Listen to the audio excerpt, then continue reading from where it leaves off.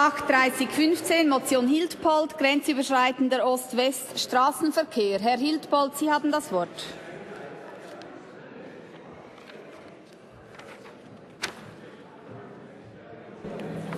Madame la Présidente, Monsieur le Conseiller fédéral, mes chers collègues, cette motion demande que soient intégrés dans le programme d'élimination des goulets d'étranglement du réseau des routes nationales deux éléments. D'une part, que les flux de trafic routier Est-Ouest soient examinés de manière approfondie, que ce soit les flux actuels ou les flux à horizon 2030. D'autre part, que ces flux de trafic soient examinés dans l'agglomération franco-val-de-genevoise au sens du projet d'agglomération. Permettez-moi, chers amis, de mettre en évidence quelques éléments. Tout d'abord, le contexte européen qui a totalement changé depuis la chute du mur de Berlin, avec l'élargissement de l'Union européenne qui voit un centre de l'Europe repoussé à l'Est et par conséquent un flux de trafic non plus exclusivement nord-sud, mais selon un axe est-ouest de plus en plus important. Ensuite, le bassin franco-valdo-genevois qui se développe fortement et qui à terme comprendra près de 800 000 habitants. Je souhaiterais attirer votre attention sur le réseau des routes nationales françaises dans les départements de l'Ain et de la Haute-Savoie qui vient de se doter d'une autoroute supplémentaire accordée au réseau autoroutier suisse.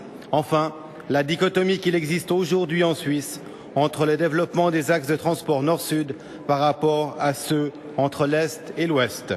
Il est d'ailleurs clair, au simple regard des cartes de charge des réseaux ferroviaires, que le trafic en Suisse se déroule essentiellement sur l'axe Est-Ouest, en premier lieu sur la route, particulièrement sur le réseau autoroutier, à savoir à l'intérieur et entre les grandes agglomérations suisses. Je pense en l'occurrence à l'axe Zurich-Berne-Bâle et à l'axe Genève-Lausanne. Je tiens d'ailleurs à relever, à titre d'exemple, que les flux de véhicules au nord de Zurich ou sur lac lémanique sont de l'ordre de 100 000 véhicules par jour contre 17 000 véhicules jour pour le tunnel routier du Gothard, sans parler du poste de douane de Bardonnay qui enregistre le plus grand nombre de passages de véhicules entre la Suisse et un autre pays. Ainsi, seul le trafic de marchandises ferroviaires se déroule principalement sur l'axe nord-sud, en l'occurrence sur la ligne CFF du Gothard, en rappelant toutefois que le trafic de marchandises par poids lourd n'a cessé de gagner des parts de marché. Mesdames et messieurs, quelle que soit la croissance du trafic de marchandises, je pense en l'occurrence au trafic ferroviaire nord-sud transalpin ces prochaines années, tous les indicateurs publiés à ce jour indiquent que le trafic se concentrera toujours et en très grande partie sur l'axe est-ouest à horizon 2030.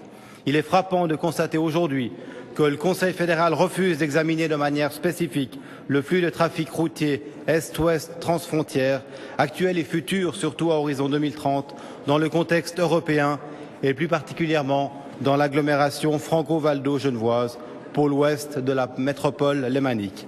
Ce sont toutes ces raisons, mesdames et messieurs, qui me poussent à vous proposer de soutenir cette motion qui demande simplement que soit prise en compte une vision de transport non plus exclusivement selon un axe nord-sud, mais également selon un axe est-ouest, en tenant compte, bien entendu, de l'agglomération franco-valdo-genevoise qui est en pleine expansion. Je vous remercie de votre attention.